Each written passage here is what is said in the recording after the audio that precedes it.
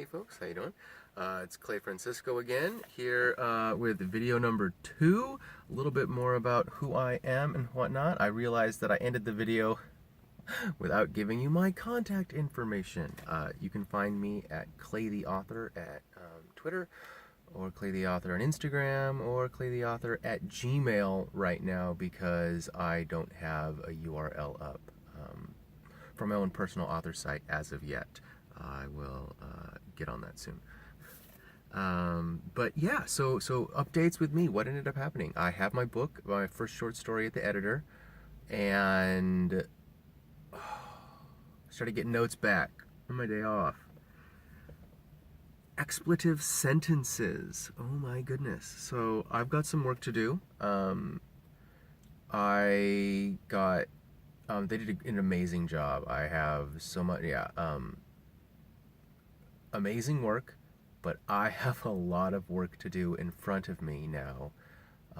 They made some structural edit suggestions, some pacing suggestions, clarity suggestions on, character motivations. There weren't exactly plot holes, but there were some stuff that I just sort of glossed over that I need to really shine the flashlight on and dig in so that the reader isn't, there's no ambiguity, I guess is really what I'm talking about here. Is removing as much of the any questions that possibly can, so that everything is clear as day. But that gave me a little bit of a heart attack. Just thinking about the sheer amount of work I was going to have to put into a 20,000 word story that was just supposed to take me a couple months anyway. It's going to take me a couple months just to incorporate these new changes. So what did I do is, I had a shiny object moment and decided the best thing to do would be to not focus on it and ignore the problem. So on my day off yesterday, I ended up fleshing out an entirely new storyline that I would do without editing, without getting professional covers done, and just see as a one-man pipeline if I can start putting books out on my own and see how fast I could do it. A couple of things came to a head to get me to this point. Obviously, getting my manuscript back just covered in red didn't help. Or added to the situation, added to it. But what ended up really sort of solidifying the fact that maybe I should just see how fast I can write a book was, there's an author, and I'll put the name in the doobly-doo thing. Hi, Matt Colville. And figure out. Anyway,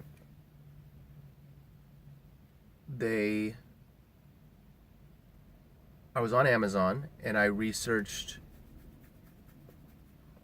authors over the past couple years and what their book sales have been like and what they've been doing, etc., etc. Just do a little bit more research for actual boots on the ground instead of letting blogs and vlogs and all those other things sort of dictate my understanding of the environment. Can't remember his name. There was an author, started writing books in February of 2016, and now it's somewhere in April, no, it's now May of 2018. They have 39 books to their name so far.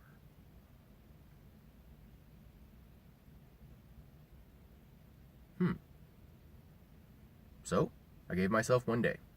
I gave myself 1 hour at the beginning of the day to come up with a way to incorporate a new magic system into an urban environment. Do like that urban fantasy sort of thing where you get to take the regular world without having to create your own mythos, your own history, your own plants and trees and flora and fauna, all that good stuff, and just insert a magic system over it. So I did that in an hour. It's kind of cute. It's a fun little magic system. A little bit taken from Brandon Sanderson's sort of ideas of pushing and pulling metals from the Mistborn series, but it's not about metals. It's about manipulating dark matter and the things in between atoms And you've got two types of folks. You've got exciters who agitate the atoms and go up in frequencies, and then you've got negators who solidify the atoms, entropy style, coalesce things, and go down in resonances as they were. More of that to come as I actually start writing it and explaining it. But after an hour, I had a fun little magic system imagined up, and it took me the entire day. It took me from about 10 a.m. until about 9 p.m. with lunch breaks and walks and stuff like that to try to clear my brain. But 10 solid hours at least of work. And I came up with a 3-book trilogy, where the first book is from the bad guy's perspective as he discovers his superpowers.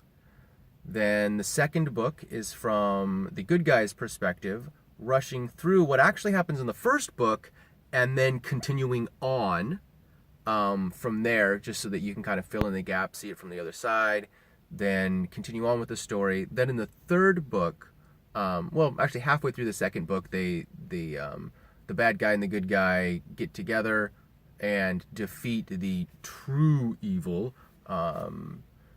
which for now will remain nameless just because I don't want to get too far into the details. But they'll have to band together and fight the true evil, save the world, yada yada. And then the third book is going to actually be them doing that, saving the world, after they identify the real threat to humanity in book 2, at the end of book 2. So yeah, I've got that all fleshed out as far as the main story arc, and then I actually have, this is what it looks like. It's absolutely awful, but just 3 pages of a really quick and dirty outline. That is the entire first story. It's a rough draft. It's pretty basic. It just hits the basic plot points that I would need to do. It's probably only going to be like a 50,000 word story roughly. But I'm going to try to write it fast. I'm not even going to give myself a month. I'm going to see how much writing I can get done in this first week. And just, we're talking, I'm going to have a 20,000 word week where I'm putting out 3,000 words a day, or at least something like that. It'd be nice if I could do 5,000 words a day, which is where Dragon software would come into play, and doing dictation and making sure that this next iteration of a rough draft or a draft that I get out is fleshed out scenes. Anyway, so that's where I'm at with that. But I just wanted to share with you that, I had my freak out moment once I got my stuff back from my editor, and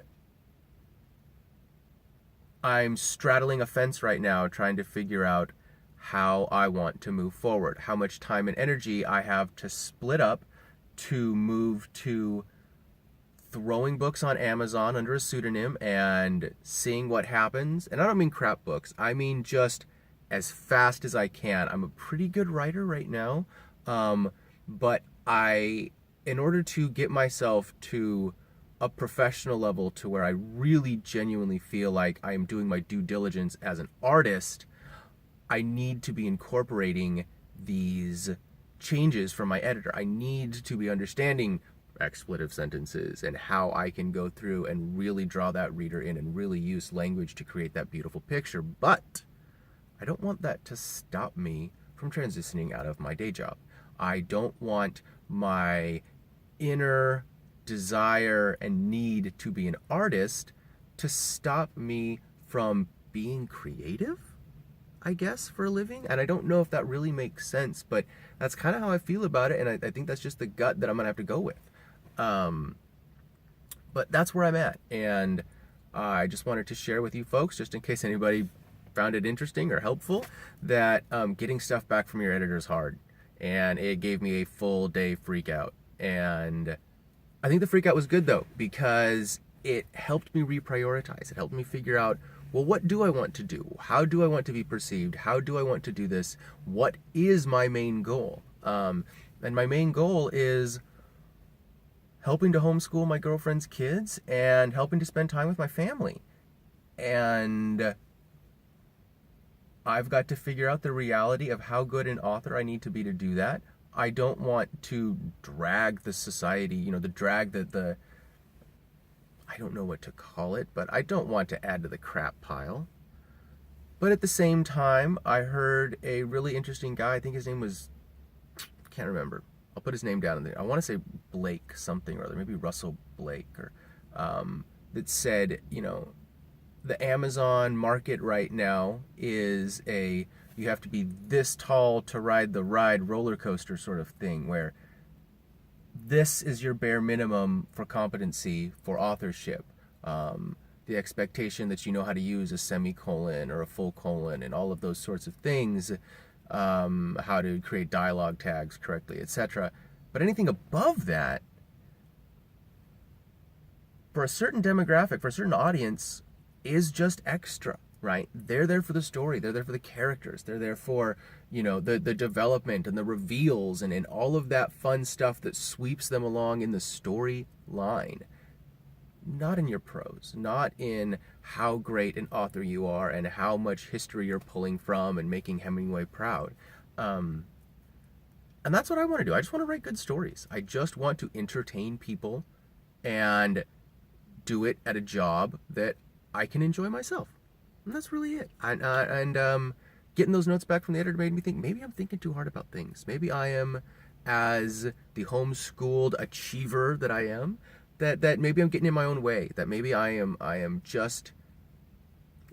getting in my own way. And so as I try and will absolutely continue down this road, get my editing on point, bring all of those changes in that I absolutely need to bring in, but at the same time not allow the slog of having to become a better author stop me from transitioning. And so yeah, that's me for the day. Thank you for listening. Don't let fear get in the way of your goals. Don't let too much work get in the way of your goals. And so, don't take shortcuts, but don't take the long way around either. Find that balance. All right. Good luck. Wish me luck, because I'm trying to find that balance too. And if you have any suggestions, let me know. All right. Thank you. You guys have a great morning. Bye.